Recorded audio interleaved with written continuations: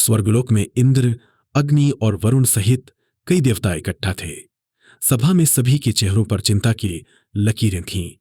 ब्रह्मा जी ने आंखें बंद कर ध्यान लगाया और गहरी सांस लेते हुए बोले, प्रभु, मुझे कालचक्र की गति में अवरोध का आभास हो रहा है।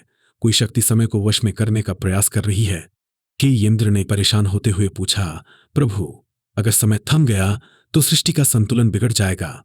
कौन है जो इतना दुस्साहस कर रहा है? ब्रह्मा ने आंखें खोली और कहा, यह कार्य कोई साधारण शक्ति का नहीं है। मुझे संदेह है कि यह प्राचीन असुर त्रिलोचन का कार्य हो सकता है।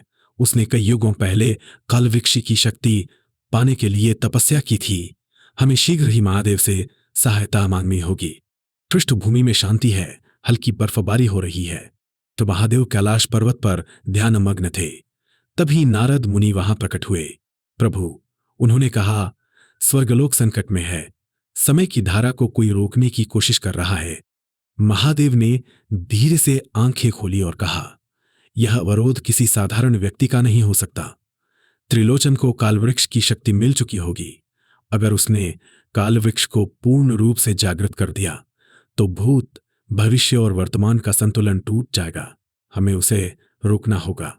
महादेव ने नंदी और गणेश को बुलाया।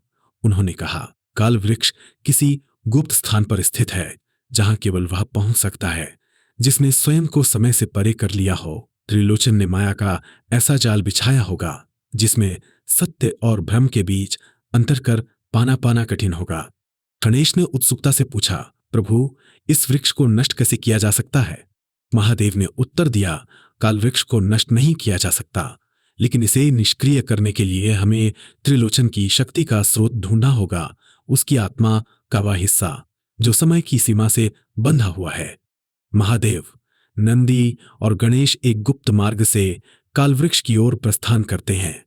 जैसे ही वे एक रहस्यमयी जंगल में प्रवेश करते हैं, चारों ओर घना अंधकार फैल जाता है। अचानक उन्हें भ्रम उत्पन्न करने वाली छवियां दिखाई देने लगती हैं। नंदी चिंतित होकर बोले, प्रभु, यह सब क्या है? क्या यह वास्तविकता है या कोई छलावा? तब महादेव ने कहा, यह त्रिलोचन का जाल है। ये जंगल हमारी आत्मा के सबसे गहरे भय को दिखाता है। हमें इसे अनदेखा करना होगा। लेकिन तभी गणेश को अपने सामने अतीत का एक दृश्य दिखाई देता है जिसमें वह पराजित हो रहे हैं। वह घबरा जाते हैं। महादेव ने गणेश के कंधे पर हाथ रखकर कहा, डर केवल मन का भ्रम है, इसे अपने ऊपर हावी मत होने दो।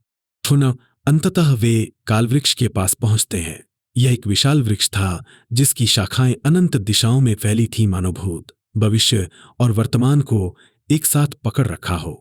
उसकी जड़ें समय की गहराई में धंसी थीं और उसके पत्तों से एक अजीब सी चमक निकल रही थी। महादेव ने गहरी नजरों से वृक्ष को देखा और कहा, त्रिलोचन यहां कहीं छिपा है, हमें सावधान रहना होगा।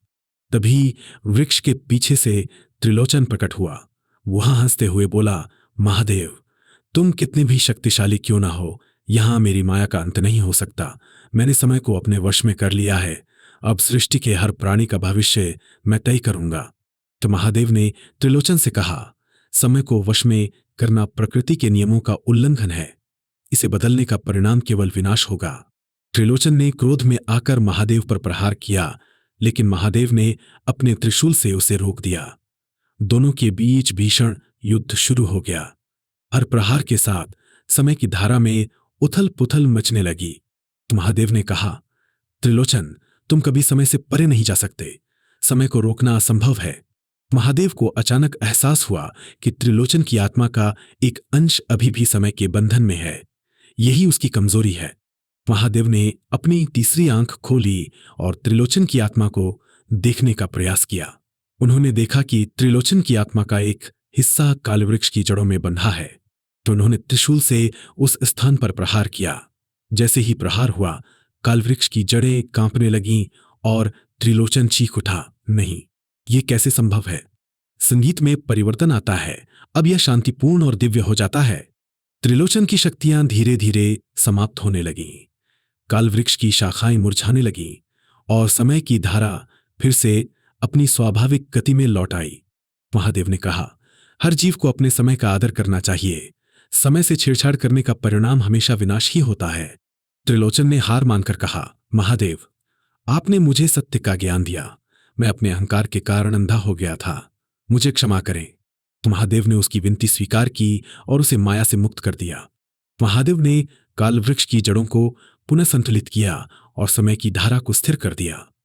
उन्होंने गणेश और नंदी की ओर देखा और मुस्कुराते हुए कहा, यही सृष्टि का नियम है। परिवर्तन अनिवार्य है, लेकिन समय के विरुद्ध जाना विनाशकारी होता है। सभी देवताओं ने महादेव का धन्यवाद किया। महादेव ने कहा, धर्म और सत्य के मार्ग पर चलना ही हमें हर भ्रम और संकट से बचा सकता है। इस कथा से हमें ये सीख मिलती है कि समय की शक्ति सबसे बड़ी है। अहंकार और माया के जाल में फंसकर समय से छेड़छाड़ करना विनाशकारी होता है। सत्य और धर्म के मार्ग पर चलने वाला ही सृष्टि में संतुलन स्थापित कर सकता है।